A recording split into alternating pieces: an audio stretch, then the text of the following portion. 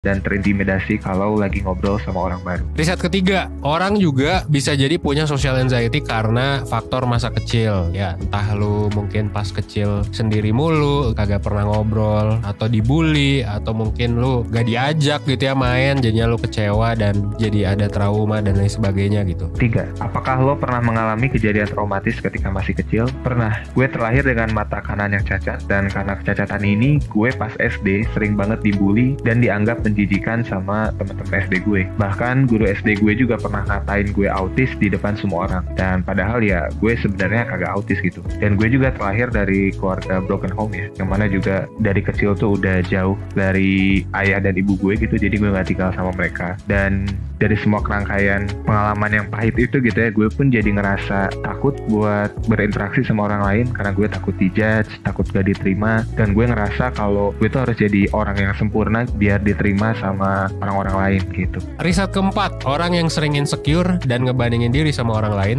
di medsos, ternyata itu lebih rentan mengalami social anxiety. Nah, di sini ya, lu sebagai Gen Z mungkin yang lahir di tahun 2000 ke atas atau bahkan ya 90-an ke atas, kita kan pasti ngerasain yang namanya sosmed. Dan mungkin sekarang itu jadi salah satu mainan yang paling lama kita mainin dari kecil sampai kita dewasa. Berjam-jam lah kita per hari gitu ya ngabisin di sosmed. Nah, ini bisa ngaruh banget sih ke social anxiety. Jadi lebih rentan aja sih. Dan kita tahu dunia influencer, modeling dan lain sebagainya itu lumayan erat sama sosmed. Nah, ini yang jadi alasan kenapa social